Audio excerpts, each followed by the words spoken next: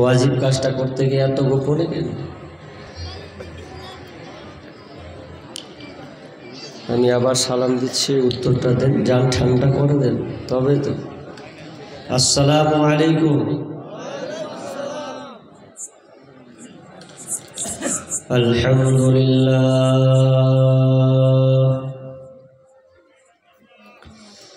নাহমাদুহু ওয়া নাস্তাঈনুহু ওয়া নাস্তাগফিরুহু ওয়া নাউযু বিল্লাহি মিন শুরুরি আনফুসিনা ومن سيئات أعمالنا من يهده الله فلا مضل له ومن يضلله فلا هادي له وأشهد أن لا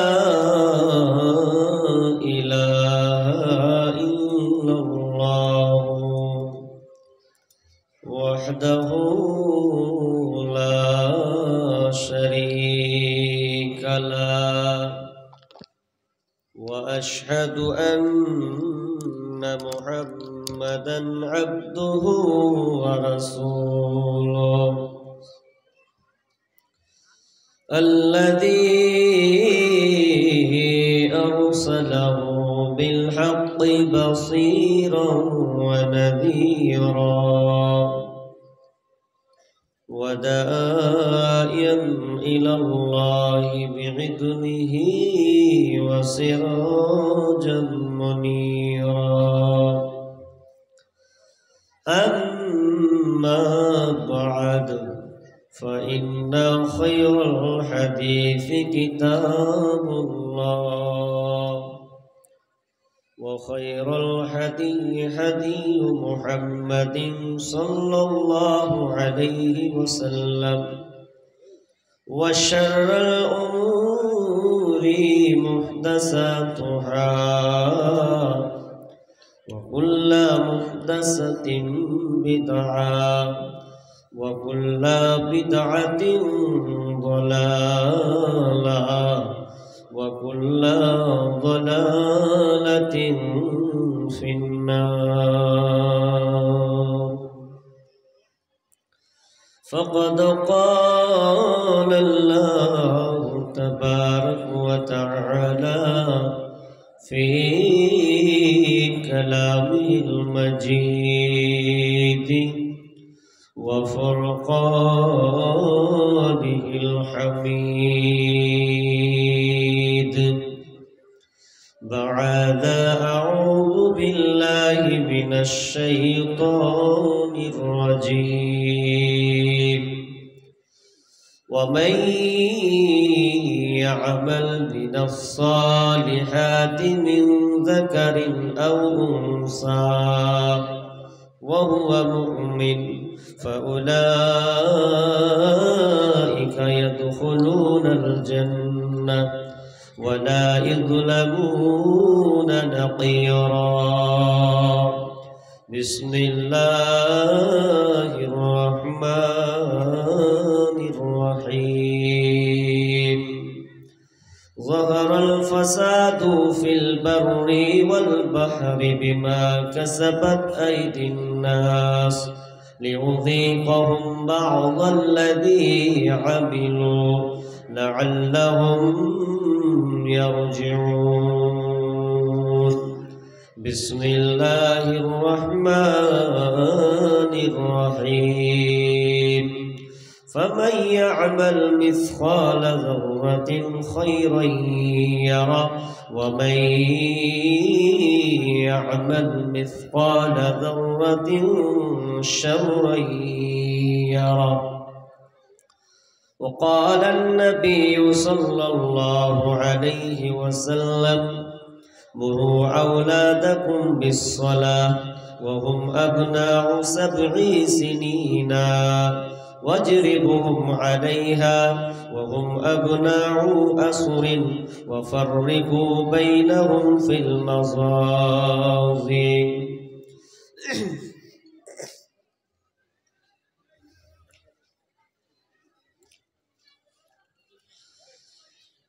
একদিন মাটির ভিতরে হবে ঘর রে মন আমার কেন বান্ধ দালান ঘর রে মন আমার কেন বান্ধ দালান ঘর একদিন মাটির ভিতরে হবে ঘর রে মন আমার কেন বান্ধ দালান ঘর রে মন আমার কেন বান্ধ দালান ঘর দেহ তোমার চর্মচর গলে পচে যাবে শিরার উপর শিরাগুলি ছিন্ন ভিন্ন হবে দেহ তোমার চর্মচর গলে পচে যাবে শিরার উপর শিরাগুলি ছিন্ন ভিন্ন হবে মুন্ডু মেরুদণ্ড হবে তোমার খণ্ড খণ্ড মুন্ডু মেরুদণ্ড হবে তোমার খণ্ড খণ্ড পরে রবে মাটির উপর রে মন আমার কেন বান্ধ দালান ঘর রে মন আমার কেন বান্ধ দালান ঘর প্রাণ পাখি উড়ে যাবে পিঞ্জর ছেড়ে ধরা ধামে সবই রবে তুমি যাবে চলে প্রাণ পাখি উড়ে যাবে পিঞ্জর ছেড়ে ধরা ধামে সবই রবে তুমি যাবে চলে বন্ধু বান্ধব যত মাতা পিতা তারা শত বন্ধু বান্ধব যত মাতা পিতা তারা শত সকলে হবে তোমার পর রে মন আমার কেন বান্ধ দালান ঘর রে মন আমার কেন বান্ধ দালান ঘর একদিন মাটির ভিতরে হবে ঘর রে মন আমার কেন বান্ধ দালান ঘর রং বেরঙের তুমি সাজিয়েছ সাজ সোনা দানা কত কি আর রাজকি পোশাক রং বেরঙের তুমি সাজিয়েছ সাজ সোনা দানা কত কি আর রাজকি পোশাক প্রাণ চলে যাবে তুমি পরে রবে প্রাণ চলে যাবে তুমি পরে রবে গায়ে দিবে সাদা কাফন রে মন আমার কেন বান্ধ দালান ঘর রে মন আমার কেন বান্ধ টিনের ঘর একদিন মাটির ভিতরে হবে ঘর রে মন আমার কেন বান্ধ দালান ঘর রে মন আমার কেন বান্ধ টিনের ঘর। উপস্থিত সম্মানীয় সুযোগ্য আজকের এই জালসার স্বনামধন্য সভাপতি, মঞ্চে উপবিষ্ট আলেম ওলামাবৃন্দ এবং দূরদূরান্ত থেকে আগত সম্মানীয় অতিথিবৃন্দ, আমার সম্মুখে বসে থাকা বিভিন্ন এলাকা থেকে ছুটে আসা সম্মানীয় ছোট বড় দিনদার ইমানদার মুমিন ভাই সকল এবং পর্দার অন্তরালের সম্মানিতা মা ও বোনেরা, প্রথমে সেই মহান মুনিবের দরবারে আমরা প্রশংসা করব যে মহান মুনি আমাদেরকে একটি মাদ্রাসা কেন্দ্রিক আয়োজিত মাহফিলে যিনি আমাদেরকে কিছু কোরআন এবং হাদিসের আলোচনা এবং কিছু সাদকা করার একটা সুযোগ করে দিয়েছেন। এজন্য সে আল্লাহ সুবহানাহু ওয়া তাআলার শুকরিয়া আদায় করি। একটু জোরে জবান ছেড়ে বলুন আলহামদুলিল্লাহ। অতঃপর শান্তি বর্ষিত হোক সকল নবীদের উপর, বিশেষ করে আমাদের শেষ নবী জনাবে মুহাম্মদুর রাসূলুল্লাহ, আমরা পড়ি সাল্লাল্লাহু আলাইহি ওয়াসাল্লাম। আমার সময় কম, সামনে আমাকে ট্রেন ধর এই টেনশন, তো ইনশাআল্লাহ ওটা যাক, মূল যেটা কাজ সেটা আমাদেরকে করতে হবে, তাই তো? হ্যাঁ কি না রে ভাই? মন খারাপ করে বসে আছেন? রাগ হয়েছে আপনাদের? তাহলে কথা বলবেন তো ভালো লাগে। বক্তা শ্রোতার সঙ্গে যদি অ্যাট্রাকশন না থাকে তাহলে আমাকেও ভালো লাগবে না, আপনাদেরকেও ভালো লাগবে, মনোযোগী হওয়া লাগবে। আমি আজকে গুরুত্বপূর্ণ একটি বিষয়, পরিস্থিতিকে কেন্দ্র করে আমার আলোচ্য বিষয়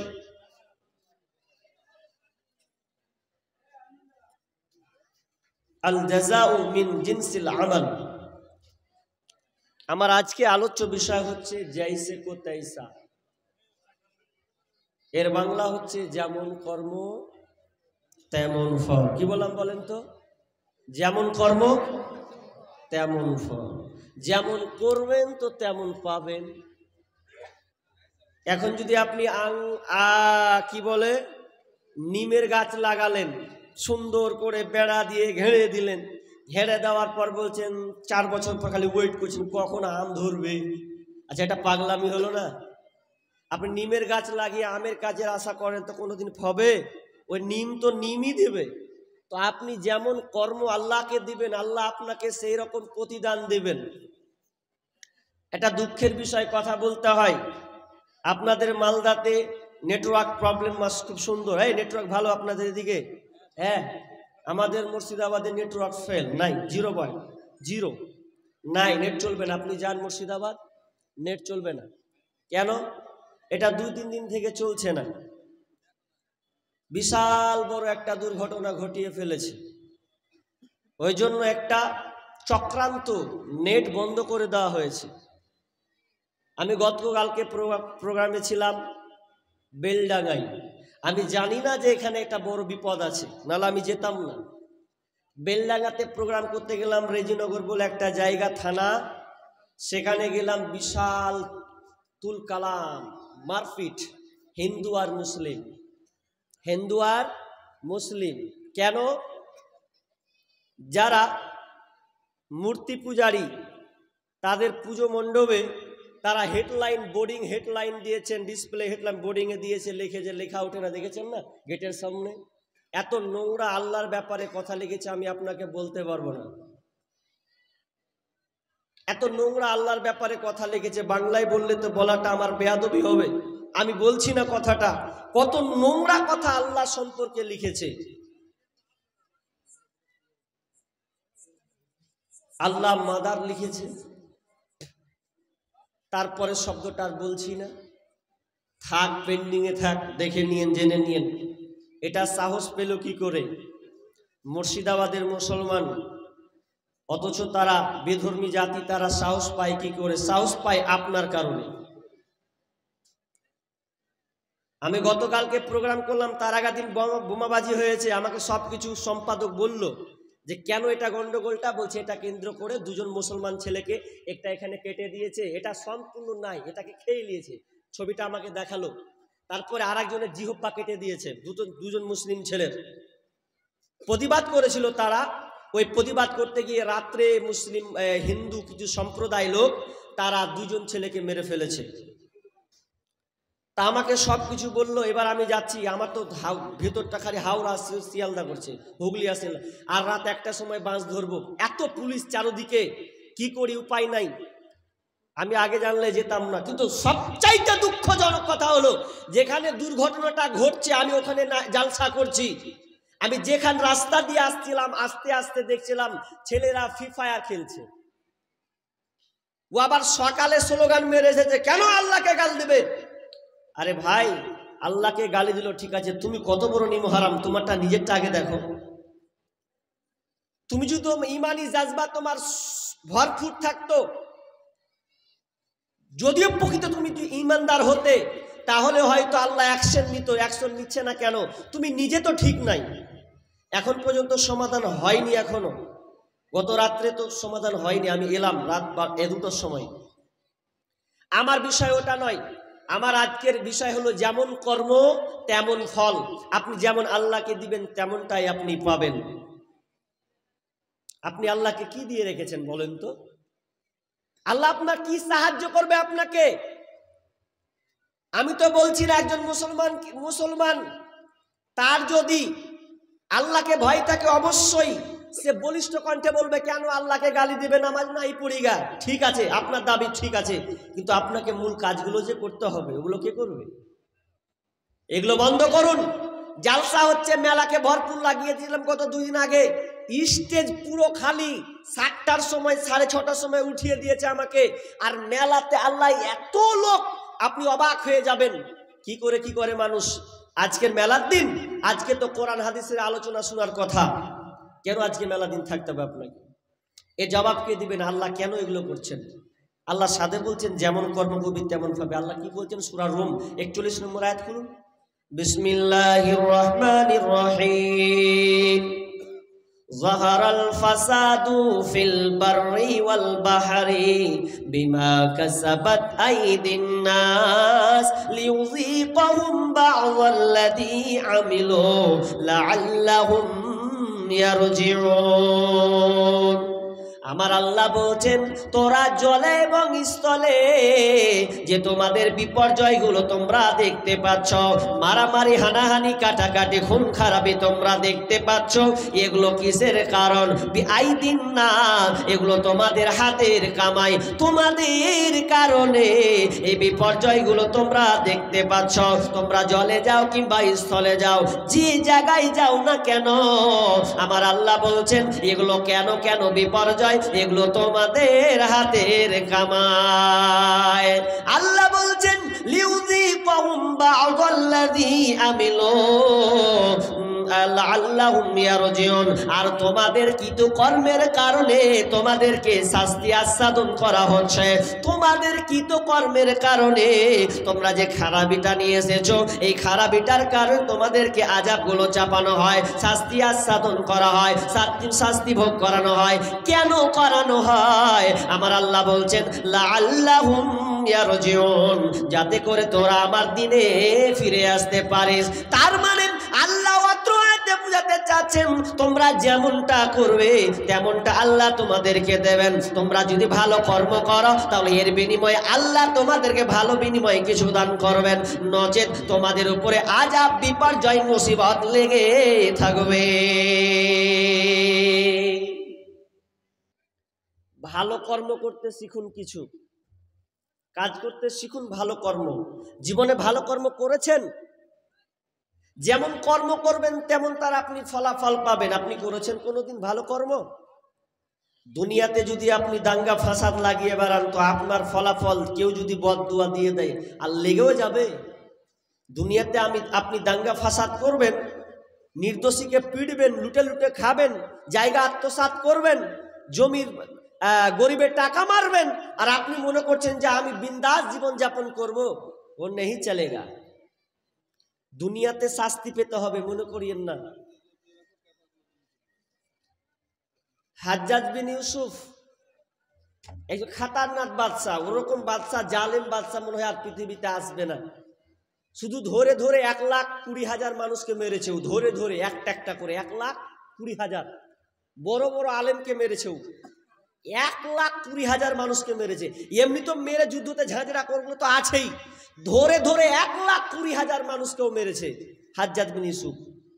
শেষ একজন তাবেঈ সাইদ বিন জুবাইর, সাইদ বিন জুবাইরকে ধরতে পেয়েছে। তিনি 15 বছর গোপনে গোপনে সংগ্রাম করেছেন হাজ্জাজ বিন ইউসুফের বিরুদ্ধে। এই হাজ্জাজ বিন ইউসুফের বিরুদ্ধে তিনি গোপনে গোপনে মানুষকে দাওয়াত দিয়েছেন, বুঝিয়েছেন এই অত্যাচারী শাসকের বিরুদ্ধে লড়তে হবে। কিন্তু হাজ্জাজ বিন ইউসুফ জানতে পেরেছে 15 বছর পর তাকে অ্যাটাক করেছে। বলছেন যায়েদ বিন জুবাইর, তুই আমার সামনে ধরা পড়েছিস, তুই তো জানিস আমি কত খাতারনাক একটা মানুষ, কত খাতারনাক একজন বাদশাহ, আমি এক একটা করে শেষ করে দিই, তোকেও আজকে শেষ করে দেওয়া হবে, ফাঁসিতে লটকানে দেওয়া হবে, তোকেও হত্যা করা হবে। আর সাইদ বিন জুবাইর বলছে আমি জানি তোর কাছে ধরা খেয়েছি মানে আর আমি বাঁচবো না, আমি আর বাঁচবো না, আমার রেহাই নাই। সাইদ বিন জুবাইরকে তারা প্রকাশ্যে তাকে মারলো, হত্যা করলো। হত্যা করার সময় সাইদ বিন জুবাইর একটা কথা বলেছিল, আল্লাহ এই জালেমটা অনেক আলেমকে হত্যা করেছে, মেরেছে, শহীদ করেছে, তবে এই জালেমটা আমার পরে যেন কাউকে না মারতে পারে মাবুদ, তোমার কাছে আমার এটাই দোয়া। কারণ সাইদ বিন জুবাইর কত আল্লাহওয়ালা একজন তাবী, একজন মানুষ ছিলেন। সে সাইদ বিন জুবাইর আল্লাহকে যেটা আবদার করতেন কবুল হয়ে যেত। তিনি সেই সঙ্গে আবদার করলেন, মাবুদ রে, হাজ্জাজ বিন ইউসুফ যেন আর আমার পরে কাউকে হত্যা না করতে পারে, কাউকে না মারতে পারে, আল্লাহ তুমি এই দোয়াটাকে কবুল করে নাও। তিনি রাগান্বিত হয়েছিলেন। হাজ্জাজ বিন ইউসুফ কত কঠোর ছিলেন, তিনি আপনার সাইদ বিন জুবাইরকে ছাড়লেন না, তাকে হত্যা করে দিলেন, কাতাল করে দিলেন, তিনি মারা গেলেন। কিন্তু সাইদ বিন জুবাইর একটা বদদুয়া দিয়েছেন, আল্লাহ কাউকে হত্যা না করতে পারে ওকে এমন করে দিও। বেশ কিছুদিন যেতে না যেতে আল্লাহর কি ফয়সালা দেখেন, যে সাইদ বিন জুবাইর বদদুয়া করেছিলেন সেদিনকে হাজ্জাজ বিন ইউসুফ বুঝতে পেরেছিলেন, টের পেয়েছিলেন আমি সমস্ত নির্দোষ মানুষকে হত্যা করেছি, কাতাল করেছি, কিন্তু শেষ আমি সাইদ বিন জুবাইরকে আমি কাতাল করেছি, তার বদদুয়া আমাকে লেগে গেছে।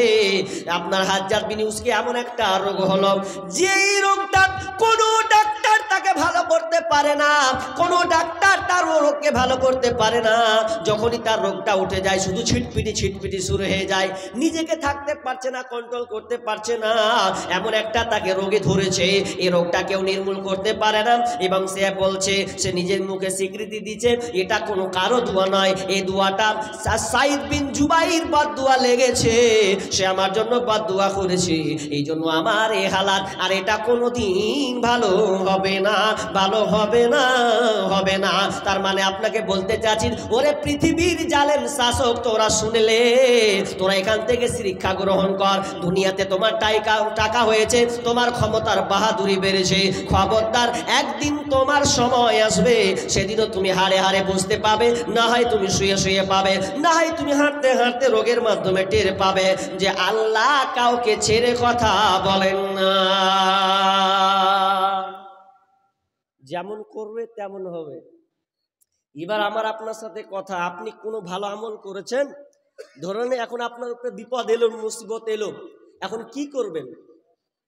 মুসিবত এসেছে, এখন আপনি কি করবেন? আল্লাহর কাছে কিভাবে উদ্ধার হবেন? আপনি আছে আপনার কাছে কোনো রাস্তা? রাস্তা আপনার কাছে নেই, কি হবে? এবার চলেন হাদিসের দিকে।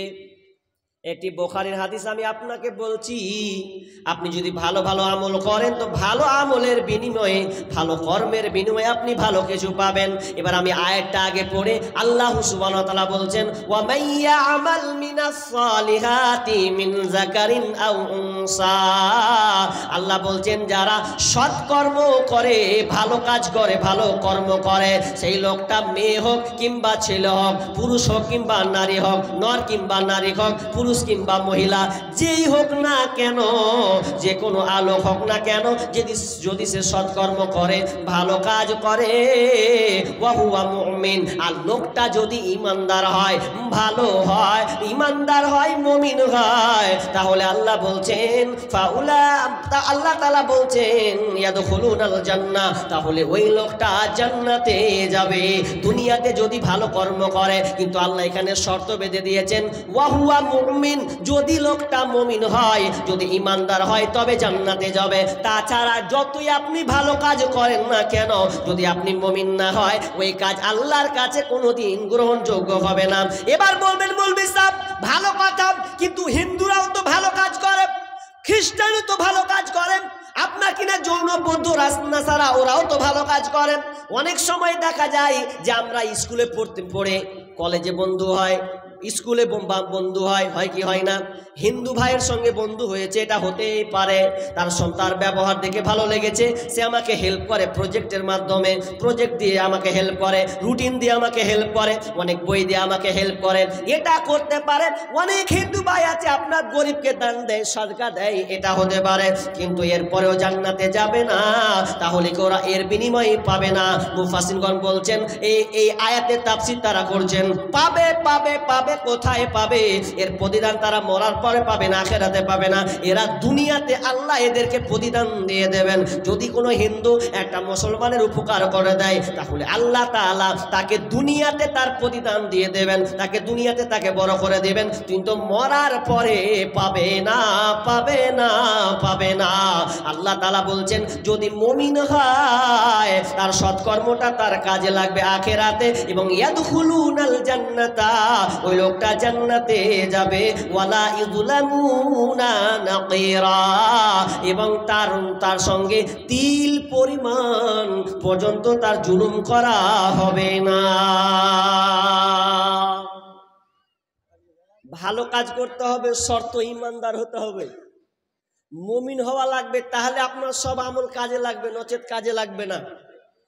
এবার ভালো কাজ আপনি করে দেখুন, কোন ভালো কাজ করেছেন আপনি? করেননি? হাদিস চলেন।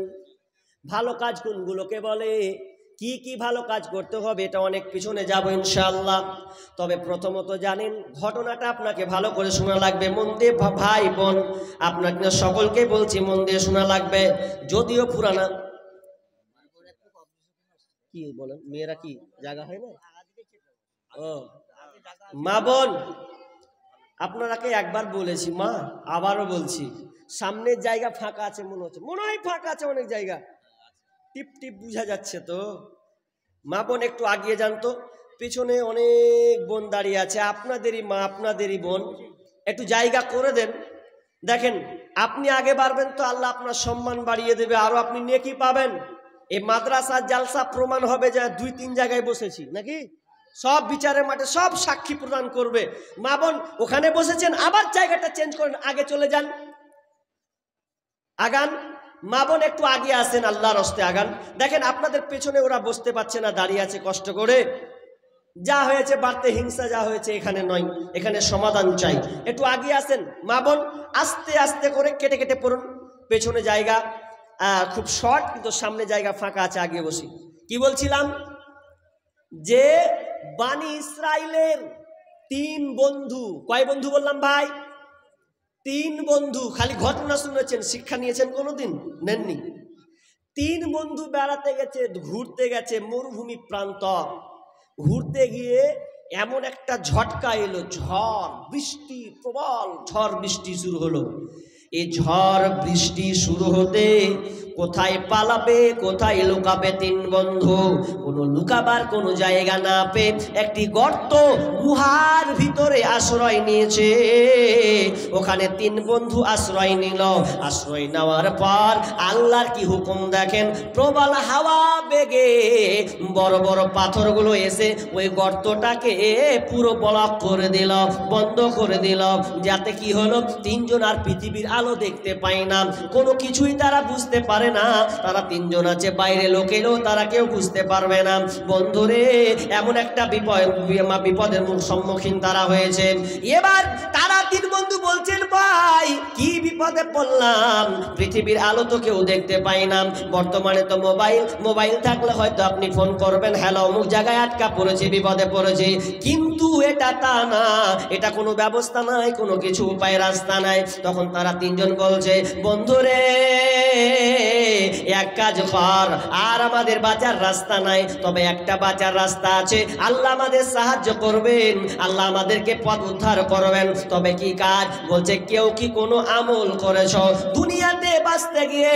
কোনোদিন কি ভালো কর্ম করেছো, ভালো কর্ম করেছো যার বিনিময়ে আল্লাহর কাছে চাইলে আল্লাহ আমাদেরকে উদ্ধার করবে? একজন ভাই, প্রথম বন্ধু বলছে, হ্যাঁ জীবনে আমার একটা ভালো স্পেশাল কাজ আছে, যে কাজটা আমি নিয়মিত করতাম। কোন কাজ? বলছে, বন্ধু আমার কাজ ছিল, আমার বাপ মায়ের খিদমত আমি করতাম।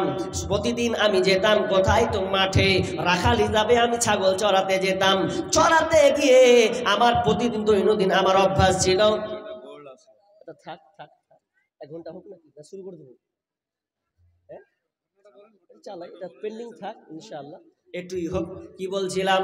এবার বন্ধু বলছে, আমি প্রতিদিন ছাগল চড়াতাম।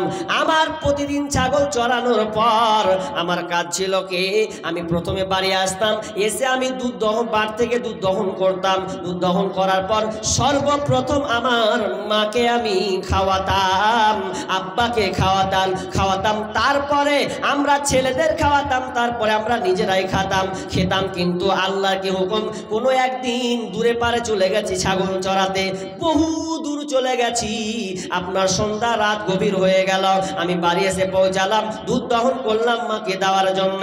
যখন আমি মাকে দিচ্ছি তো মা ঘুমন্ত, আব্বা ঘুমন্ত, কিভাবে আমি দেব? ঘুমন্ত মানুষকে তো আর জাগানো যায় না, বয়স্ক মানুষ। এবার আমি কি করলাম, আমি কোনো রাস্তা না পেয়ে মায়ের মাথার দিকে আমি দাঁড়িয়ে থাকলাম। ছেলেরা কান্না করেন, আব্বু দুধ দাও, ভোগ লেগেছে, খিদে লেগেছে। বাবু, আমি আমার সন্তানদেরকে আমি দিই নাই, আমরা নিজেরাও খাই নাই, সন্তানেরা আপনার কিনা কান্না রোল বয়েছে, এরপর আমি তাদেরকে দুধ খেতে দিলাম না। যতক্ষণ পর্যন্ত আমার মা আব্বা না খাবে ততক্ষণ পর্যন্ত আমি কিন্তু দুধ পান করতে দেব না। তার মানে মা বাপকে তিনি কত যে ভালোবাসতেন, আল্লাহর জন্য কত ভালোবাসতেন। কিন্তু দেখা গেল মা ঘুমিয়ে আছে, যখন ফজর আজান দিল,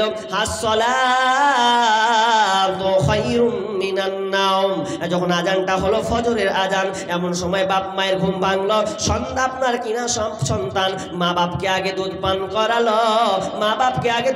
করালো, তারপরে তার সন্তানদেরকে দিল, নিজেরা খেলো। তার মানে কত মহাব্বত, মা বাপ কত দামি জিনিস, কত সম্মানীয় জিনিস। বাপ মা যার পৃথিবীতে আছে মান সম্মান করতে শিখতে হবে, কারণ যার বাপ মা নাই সে জানে বাপ মা কত বড় নিয়ামত। জীবনের মূল কষ্ট মায়ের প্রসব বেদনায়, সাত আসমান সাত জামিন তখন মায়েরই মাথায়। জীবনের মূল কষ্ট মায়ের প্রসব বেদনায়, সাত আসমান সাত জামিন তখন মায়েরই মাথায়। আমার সুন্দর মুখ দেখে মায়ের ব্যথা যে যাই ভুলিয়া, ও আমার প্রাণের মা, মা গো মা, কোথায় গেলে মোরে ছাড়িয়া? জনম দুঃখী ইয়াতিম আমি, চাই না কেহ ফিরিয়া। আমি যখন ছিলাম আমার মায়েরই উদরে, চলাফেরা করলেন যে মায় কত কষ্ট করে। আমি যখন ছিলাম আমার মায়েরই উদরে, চলাফেরা করলেন যে মায় কত কষ্ট করে।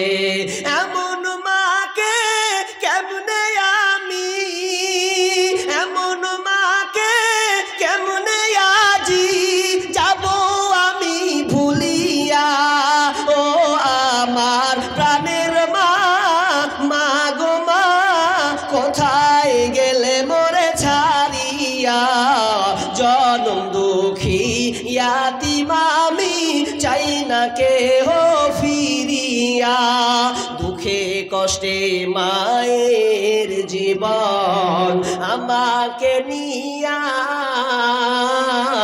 শোধ করিতে পারিব না ঋণ জীবনটা দিয়া, দুঃখে কষ্টে মায়ের জীবন আমাকে নিয়া,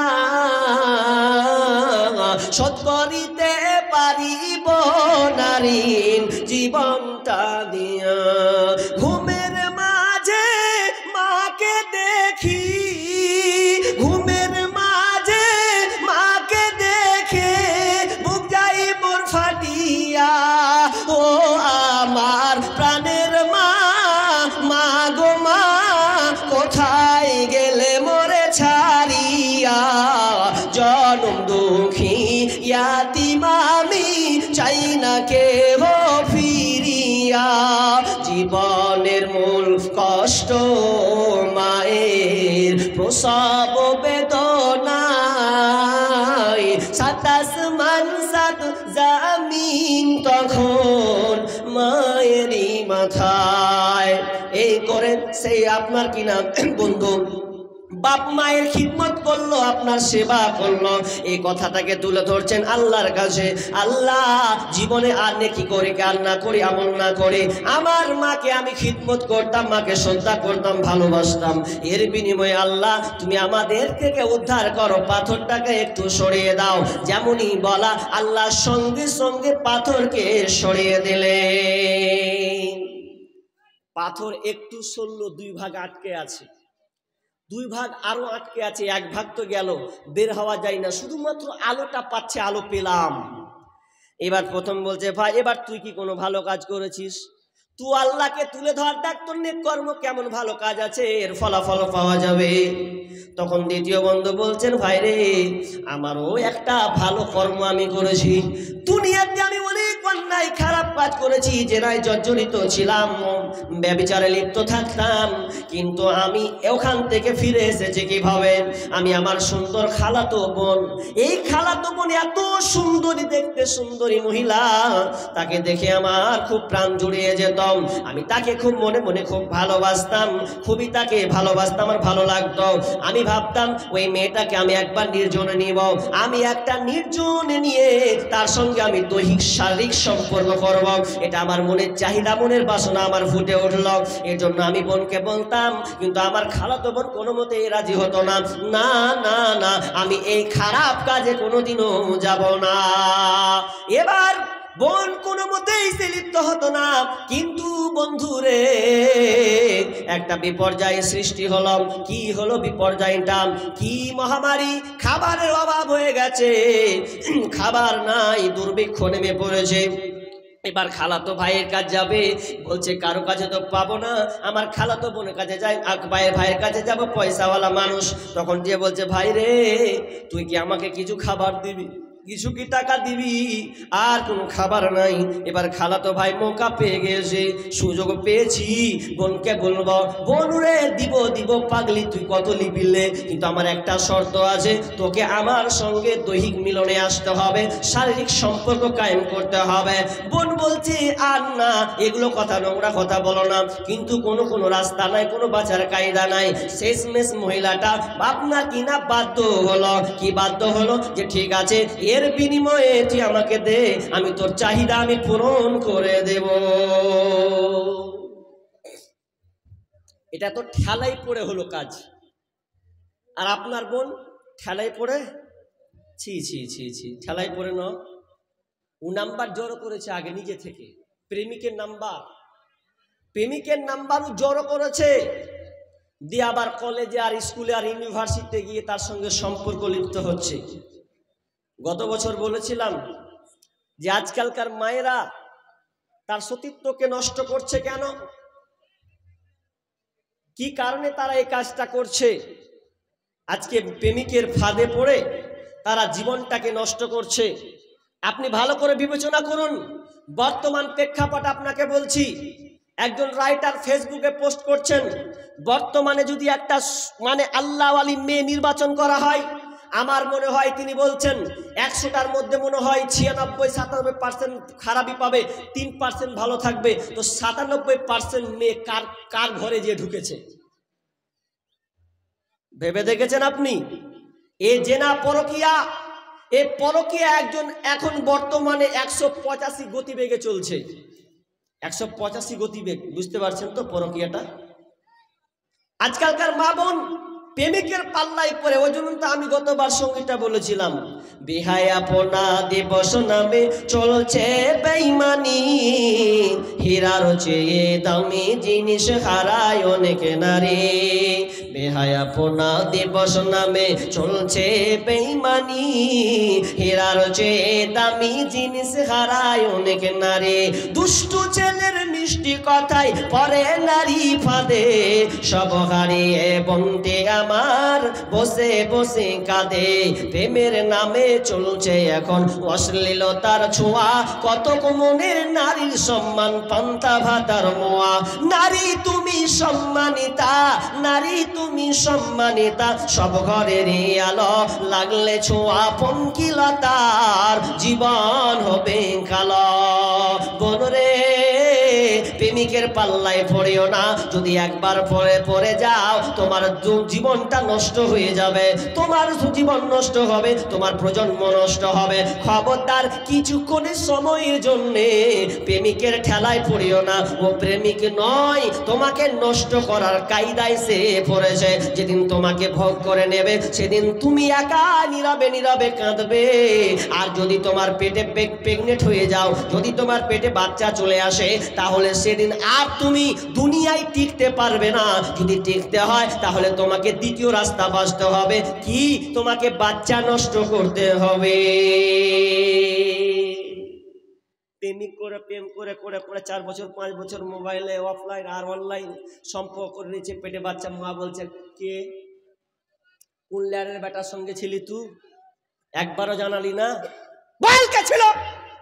ভয়ে বলছে উমুকের বেটা, উমুকের বেটার সঙ্গে ছিলাম। এ সম্পর্ক কয় বছর? বলছে 4 বছর চলছে। বাপ মায়ের খবর না, এটা কি করে হয়েছে? বাপ মা ঘুমিয়েছে 8টা 9টা 10টা, আর ছেলেরা রাত 12টার পরে তাহাজ্জুদ গুজার করে। আপনি ঘুমিয়ে যান, মোবাইলটা মেয়েকে দিয়েছেন। কোনোদিন কি তালাশ করেছেন একবার মোবাইলটা? আমার মেয়ে মোবাইল নিয়ে ঘরে একা একা কি করছে? একজন রাইটার বলছেন, ফেসবুকে খুব দামি কথা লিখে গেছিলেন, যেই বাপ মা একটা মেয়েকে মোবাইল দিয়েছে তার মানে পরপুরুষের আশ্রয় দিয়েছে। তিনি কথাটা বলছেন, কোনো বাপ মা যদি কোনো মেয়েকে মোবাইল দিয়েছে তার মানে পরপুরুষের আশ্রয় সে দিয়েছে। আর তাই হচ্ছেও তাই, আজকালকার বোনেরা বাপ মাকে ফাঁকি দিয়ে প্রেমিকের সঙ্গে পালিয়ে যাচ্ছে, জীবনকে ছাড়খাড় করছে। পড়াশোনা সব বেকার, পড়াশোনা বেকার। ভারত সরকার একটা চক্রান্ত চলেছে, এদেরকে মোবাইল দিয়ে দাও, অনলাইন নামে চালিয়ে দাও, দেখো অনলাইন নয় প্রেম লাইন শুরু হবে। তাই বর্তমানে শুরু হচ্ছে, হয় না? অনলাইন হচ্ছে। ওই জন্য তো বলেছিলাম, মোবাইল আসিল কি দোলা লাগিল, পড়াশোনায় মন বসে না। মোবাইল আসিল কি দোলা লাগিল, পড়াশোনায় মন বসে না। রাত 12টার পরে লাইলি যখন ফোন করে, রাত 12টার পরে লাইলি যখন ফোন করে, 2 চোখেতে ঘুম আসে না। রাত জাগিয়া ফোনে চ্যাট করিয়া, রাত জাগিয়া ফোনে চ্যাট করিয়া, সকাল 8টার আগে ঘুম ভাঙে না। মোবাইল আসিল কি দোলা লাগিল, পড়াশোনায় মন বসে না। পেটে ভাত নাহি যাক, পরন কাপড় নাহি থাক, পেটে ভাত নাহি যাক, পরন কাপড় নাহি থাক, মোবাইল ছাড়া পোলার দিন চলে না। মোবাইল আসিল কি দোলা লাগিল, পড়াশোনায় মন বসে না। মোবাইল দিয়েছেন, তার জীবন ছাড়খাড় করেছেন। ছেলেরও গেছে মেয়েরও গেছে। এই জন্য এবিসি নিউজ বলছে প্রত্যেক বছর শিশু হত্যা হয় 5 লাখ করে ভারতবর্ষে শিশু আপনার কিনা হত্যা করা হয়। এটা কয়টা কারণ? তারা 2-3টা কারণ ধরেছে। একটা আপনার জেনা ব্যভিচার করেছে, আর একটা আপনার কিনা 2-1টা সন্তান তার বেশি নেবে না, এই জন্য তারা ভ্রূণকে নষ্ট করছে। অনেকে আপনার সিজার আপনার কিনা অপারেশন করে দিয়েছে, লাইকেশন করে সন্তানদেরকে হত্যা করছে। সবচাইতে বড় বিষয়, বিয়ের আগে প্রেগনেন্ট হওয়ার কারণে সন্তানকে কাতাল করছে, কারণ তার মুখ পুড়ে গেছে, ওকে আর কেউ বিয়ে করবে না। 10 মিনিটের আবেগে মাগো 5 মিনিটের মন, কে তুমি মা দেখতে দিলা না এই পৃথিবীর মুখ। 10 মিনিটের আবেগ মাগো 5 মিনিটের মন, কে তুমি মা দেখতে দিলা না এই পৃথিবীর মুখ। জোর করে আসিনি ক তোর শরীরে আমি, পৃথিবীতে নাকি সন্তান হয় মায়ের কাছে দামি। তবে কেন সুখের ভুলে আমায় পেটে নিলা, সুখের শেষে কেটে ছিঁড়ে আমায় ফেলে দিলা। একদিন তুমি আমার কাছে আসবে ঠিকই মাগো, কি বলবে আল্লাহর কাছে জমা করে রাখো। আমি তো বেঁচে গেছি, বেঁচে গেল মান, নইলে লোকে বলতো মোরে অবৈধ সন্তান। একটু অবৈধ সুখ পেতে মা আমায় পেটে নিলে, কলঙ্কের ভয়ে তুমি আমায় ছুঁড়ে ফেলে দিলে। তোমার মাও করতো যদি তোমার সাথে এমন, বুঝতে মাগো সেদিন তুমি মৃত্যুর যন্ত্রণা কেমন। খবরদার বোন রে, আল্লাহকে কৈফিয়ত দিতে পারবে না, এখনো সময় আছে। প্রেমিকের নাম্বার ডিলিট করে দাও, আল্লাহর প্রকৃত বন্ধু হয়ে যাও, ওই মহিলার মতন তুমি হয়ে যাও যেই মহিলা বলেছিল খালাতো ভাই সুযোগ নিও না, আমি তোমার সঙ্গে জেনা করতে পারি না, কিন্তু বাধ্য হয়ে নিজেকে বাঁচানোর জন্য সে আপনার কিনা রাজি হয়ে গেল। এবার রাজি হওয়ার পর এবার খালাতো ভাইয়ের কাছে গেছে, নির্জনে চলে গেছে। এবার কেউ নাই, তারা দুজন ছাড়া। তারা নিজের এমন ভাবে হয়েছে, দুজনে নাঙ্গা উলঙ্গ হয়ে গেছে। আপনাকে কি বলবো, লজ্জার কথা, আপনাকে বোঝানোর জন্য বলছি। যেমন একটা ইট আর একবার মশলা, তারপরে ইট, তারা এমন ভাবে দুজনে আপনার নির্জনে চলে গেছে, কারো শরীরে কোনো পোশাক নাই। এমন সময় তারা আপনার কিনা কুকর্ম করতে যাবে, এমন সময় বোনটা চেঁচিয়ে বলছে, ভাই রে ইত্তাকিল্লাহ, আল্লাহকে ভয় করো, এখনো সময় আছে, আল্লাহকে ভয় করো, এখনো কুকর্ম করনি। যেমনই বারবার এই কথা বলা, ভাইয়ের পরে আপনার কিনা আমার ধাক্কা লেগেছে, আমি ওখান থেকে সাইডে সরে গেলাম। আল্লাহ, একমাত্র তোমার ভয়ে আমি এত আপনার কিনা নোংরা কাজ ছেড়েছি, একমাত্র তোমাকে ভয় করেছি বলে। আল্লাহ রে, যদি আমার এই ভালো কাজটা হয়, এই ভালো কাজের বিনিময়ে, আমার ভালো কর্মের বিনিময়ে তুমি আল্লাহ পাথরটাকে সরিয়ে দাও। আল্লাহ তাআলা সঙ্গে সঙ্গে আপনার 3 ভাগের 2 ভাগ পাথর সরে গেছে, আর একটা ভাগ খালি আছে। 3 নম্বর বন্ধু বলছে, হ্যাঁ তুই বলে না একবার চ্যালেঞ্জ লাগা না, ভালো কাজ করিসনি, যেমন কর্ম তেমন ফল পাবেন। যদি কোনোদিন ভালো কাজ করেন, আপনার নসিব হয় যে আমি ভালো কাজ করেছি, ওই কাজটার বিনিময়ে আমি আল্লাহর কাছে নেব, তাহলে আপনাকে আগে থেকে রেডি থাকতে হবে যে আমি ভালো কাজের প্রস্তুতি আগে থেকে নেব। জৈসে কো তৈসা, যেমন কর্ম তেমন ফল। এবার 3 নম্বর, এবার বলছে কি করি, আমারও একটা ভালো কাজ। কি ভালো কাজ বন্ধু? বন্ধু বলছে, আমার ভালো কাজ, আমি শ্রমিকের কাজ করাতাম, লেবার দিয়ে আমি মাঠে আপনার বাগানে কাজ করাতাম। এই কাজ করাতে করাতে করাতে করাতে একটা শ্রমিক, একজন ভাই, একজন মজুরি খাটা মানুষ, সে একদিন লেট করে এসেছে। আসার কথা 8টার সময়, এসেছে 10-12টার সময়। এখন আমি তাকে কি করলাম, দুপুরের পরে আমি অর্ধেক তাকে তার আপনার কি নাম মজুরি দিলাম। লোকটা বলছে নিব না, ফুল মজুরি দিতে হবে। বলছে এটা কখনোই সম্ভব নয়, আমি তোমাকে দিতে পারি না, অর্ধেক কাজ করেছো, অর্ধেক বিনিময়ে তুমি মজুরি পাবে। লোকটা রাগ করে বাড়ি চলে গেছে। ঠিক আছে নিব না, বাড়ি চলে গেলাম। লোকটাকে আর পাওয়া গেল না, কিন্তু আমি কি করলাম, আমি তার টাকা পয়সাটাকে আমি যোগান দিতে শুরু করলাম। ওই টাকা থেকে আমি একটা ছাগল নিলাম কিংবা গরু পাল নিলাম। সব কিছু ধীরে ধীরে বছর বছর বছর চলে যায়, আমি পালতেই থাকি তার আপনার কিনা মজুরির পরিশ্রমের টাকা। এ করতে করতে করতে কয়েক বছর পর লোকটার মনে হয়েছে আমি অভাবগ্রস্ত, ঋণগ্রস্ত, লোকটার কাছে যে হাফ দিনের কাজটা পাবো ওটা নিয়ে চলে আসবো। লোকটার কাছে দেখা করতে আমার কাছে এসেছে, বলছে ভাই আমি তোমার কাছে অর্ধেক আপনার কিনা মজুরি পেতাম, দিনের মজুরি ওটা দাও।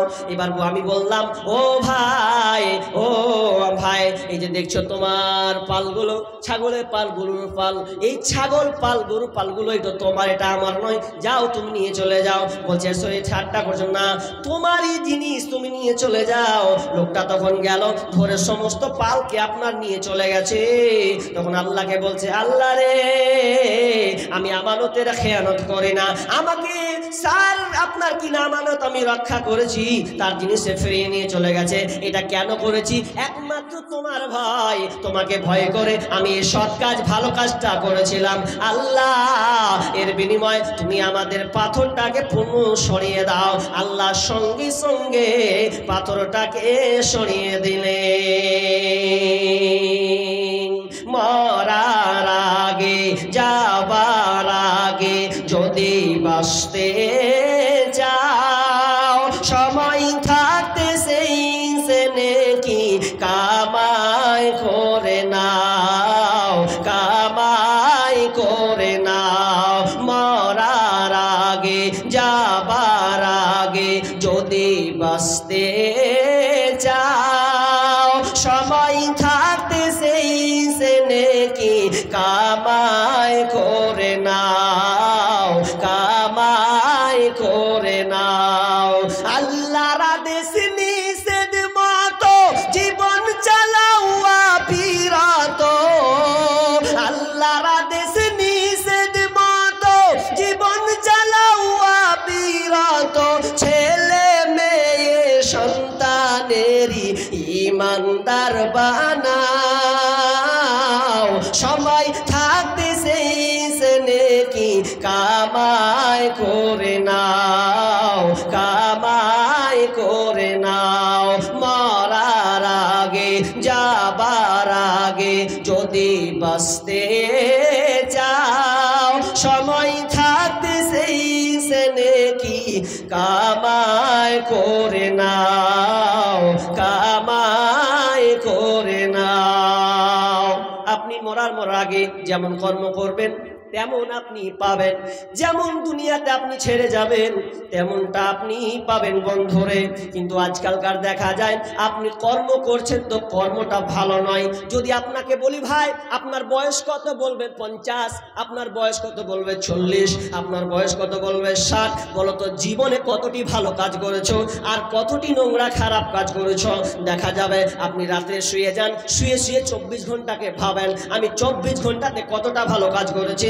দেখা যাবে ভালোর বিনিময়ে খারাপটা বেশি আপনি অর্জন করেছেন। তাহলে বলেন তো মরার পরে কি আপনি ভালো প্রতিদান পাবেন? অথচ আমার আল্লাহ বলছেন ফামাইয়া আমাল মিসকালা যাররাতিন খায়রান ইয়ারা ওয়া মাইয়া আমাল মিসকালা যাররাতিন শাররান ইয়ারা। আমার আল্লাহ বলছেন তোমরা দুনিয়াতে অনুপরিমাণ যেই ভালো কাজটা করবে ওটাও তোমরা আখিরাতে দেখতে পাবে। যদি তুমি ভালো কাজ করো, অনুপরিমাণ তিল পরিমাণ কণা পরিমাণ যদি তুমি ভালো কাজ করো ওটাও আল্লাহ তোমাকে দেখাবে। এবং তুমি যেটা অনুপরিমাণ তিল পরিমাণ কণা পরিমাণ বিন্দু পরিমাণ যদি খারাপ কাজ করে থাকো, পাপ কাজ করে থাকো, ওটাও আল্লাহ তোমাকে দেখাবেন। ওতে বন্ধুরে যেমন কর্ম করবেন তেমন ফল আপনি পাবেন। এটা ইতিহাস, চমক ইতিহাস। জৈসে কো তৈসা, যেমন কর্ম তেমন ফল। একটা ছোট্ট মেয়ে, 10 বছরের মেয়ে, একজনের বাড়িতে কাজ করে খায়, সমস্ত কিছু যত পারে করে দেয়, কিন্তু বাড়িওয়ালার মালিক স্বামী স্ত্রী ভালো না। ছেলেটাকে সময় মারধর করত, একটু ভুল হলে পিটান দিত, একটু হলে খোঁচা মারত, একটু কিছু হলেই তার উপরে অত্যাচার জুলুম অবিচার করত। গরিবের মেয়ে কিছু বলতে পারে না, কি করা যায়? এত সুন্দর একটা মেয়ে কিছু বলতে পারছে না, শুধু নির্যাতনা নির্যাতন। মেয়েটাও খাবার বিনিময়ে কি করবে, কোনো উপায় নাই। বাপ বা একদম গরিব অসহায়, কোনো সে কাজ নাই, ওইটুকু কাজ দিয়ে সংসার চালিয়ে দেয়। এ করতে আপনার 1 বছর 2 বছর 4 বছর 5 বছর যায়, যেতে যেতে যেতে মেয়েটাকে এত অত্যাচার করে, এত অবিচার জুলুম নির্যাতন করে, শেষ পর্যন্ত মেয়েটা অন্ধ হয়ে যায়, চোখ 2 চোখ কানা করে দিয়েছে। বাস্তব ঘটনা, একদম মাদানির একটি বই পড়ছিলাম, গল্পটা ওখানে সুন্দর করে তিনি তুলে ধরেছেন। তিনি বলছেন ওই 10 বছর যখন মেয়েটা 13-14 বছর হয়েছে, ওই মেয়েটার চোখ দুটোকে তারা কানা করে দিয়েছে, তার উপরে এত নির্যাতন করেছে। আর মেয়েটাকে এমন কাজ করলো, মেয়েটাকে বাড়ি থেকে হাঁকিয়ে দিল, কারণ অন্ধ, এখন তো আর কাজ করতে পারবে না। তার উপরে জুলুম নির্যাতন করেছে, এরপরে তো বাড়ি থেকে তাড়িয়ে দিলাম। তাড়িয়ে দেওয়া যাইছে কোথায় সব, যেমন কর্ম তেমন ফল। যেমন মেয়েটাকে তাড়িয়ে দিলাম, এ করতে তাদের বাড়ির সংসার চলে, সংসারে চলে। একদিন তাদের ওই আপনার কিনা মালিকের বাড়িতে ছেলের বিয়ে দিয়েছে, ছেলের বিয়ে দিয়েছে, বৌমা সুন্দরী বৌমা পেয়েছে। এবার ছেলের বিয়ে হলো, আপনার কিনা নাতি হলো, একটা ফুটফুটে সুন্দর একটা ছেলে হয়েছে। ছেলে যখন হয়েছে, আহারে যেমনই জন্ম নিয়েছে, আপনার অন্ধ জন্ম নিয়েছে। মন খুব খারাপ, কি হবে কি হবে, অন্ধ ছেলে, কি করে অন্ধ ছেলে আল্লাহ দিলে, বড় লোকের একসব ব্যাপার। আর তাদের মন খুব টেনশন ভালো নাই, অস্থিরতা বিরাজ করছে তাদের পরিবার। এবার কি করবে, এজন্য সে কি করলো, এভাবে কাটায় কাটায় শুধু অশান্তি আর অশান্তি। এ হতে হতে আবার 2-1 বছর পর বাচ্চা হলো। বাচ্চা যখন হলো, আহারে সুন্দর বাচ্চা হয়েছে, সবাই আনন্দ উল্লাস। এতদিন পর একটা কোন আপনার সন্তান পেলাম, চক্ষুওয়ালা সন্তান, সুন্দর দেখতে। কিন্তু আল্লাহর কি কাম, 1 বছর যেতে না যেতে আবার ওই ছেলেটা অন্ধ হয়ে গেল, চাটা অন্ধ হয়ে গেল। বাড়িতে আবার অশান্তি শুরু হলো, আর রোগে ভরপুর হয়ে গেল, কেউ টিকতে পারছে না, শান্তি পাচ্ছে না, এত পয়সাওয়ালা। কারণ আল্লাহর খেলা, যেমন আপনার কিনা বাচ্চাটাকে কষ্ট দিয়েছে। এবার ওই স্বামী স্ত্রী বুঝতে পারলো, আহারে বিপদটা যেন তেন বিপদ নয়। যতদিন মেয়ে ছিল, যে কাজ আপনার কিনা কর্মচারী মহিলা ছিল, যে বাচ্চাটা ছিল, ও যতদিন ছিল ততদিন সুখে ছিলাম, ভালো ছিলাম, কিন্তু মেয়েটাকে তাড়িয়ে ভুল করে দিয়েছি।